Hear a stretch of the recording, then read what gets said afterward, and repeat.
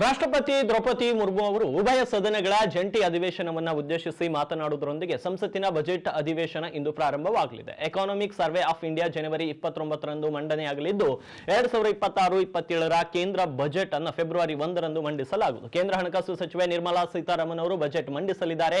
ಹಣಕಾಸು ಸಚಿವಾಲಯದ ಆರ್ಥಿಕ ವ್ಯವಹಾರಗಳ ಇಲಾಖೆಯ ಆರ್ಥಿಕ ವಿಭಾಗವು ಸಿದ್ಧಪಡಿಸಿದ ಮತ್ತು ಮುಖ್ಯ ಆರ್ಥಿಕ ಸಲಹೆಗಾರರ ಮೇಲ್ವಿಚಾರಣೆಯಲ್ಲಿ ರೂಪಿಸಲಾದ ಆರ್ಥಿಕ ಸಮೀಕ್ಷೆಯ ದಾಖಲೆಯ ಆರ್ಥಿಕತೆಯ ಸ್ಥಿತಿ ಮತ್ತು 2025-26 ಅಂದ್ರೆ ಏಪ್ರಿಲ್ ಮಾರ್ಚ್ ವಿವಿಧ ಸೂಚಕಗಳ ಒಳನೋಟವನ್ನು ಒದಗಿಸುತ್ತದೆ. ಅಧಿವೇಶನವು 65 ದಿನಗಳ ಕಾಲ 30 ಕಲಾಪಗಳನ್ನು ನಡೆಸಲಿದ್ದು ಏಪ್ರಿಲ್ 2ರಂದು ಕೊನೆಗೊಳ್ಳಲಿದೆ. ವಿವಿಧ ಸಚಿವಾಲಯಗಳು ಮತ್ತು ಇಲಾಖೆಗಳ ಅನುದಾನದ ಬೇಡಿಕೆಗಳು ಪರಿಶೀಲಿಸಲು ಸ್ಥಾಯಿ ಸಮಿತಿಗೆ ಅನುವು ಮಾಡಿಕೊಡಲು ಉಭಯ ಸದನಗಳು ಫೆಬ್ರವರಿ 13ರಂದು ವಿರಾಮಕ್ಕಾಗಿ ಮುಂದೂಡಲಿವೆ ಮತ್ತು ಮಾರ್ಚ್ 9ರಂದು ಪುನಃ ಸಭೆ ಸೇರಲಿವೆ. ಅಧಿವೇಶನದ ಮೊದಲ ಭಾಗವನ್ನು ಮುಖ್ಯವಾಗಿ 2026-27ರ ಕೇಂದ್ರ ಬಜೆಟ್ಗೆ ಸಂಬಂಧಿಸಿದ ಹಣಕಾಸು ವ್ಯವಹಾರ ಮತ್ತು ರಾಷ್ಟ್ರಪತಿಗಳ ಭಾಷಣದ ಮೇಲಿನ ವಂದನ ನಿರ್ಣಯದ ಮೇಲಿನ ಚರ್ಚೆಗೆ ಮೀಸಲಿಡಲಾಗುವುದು.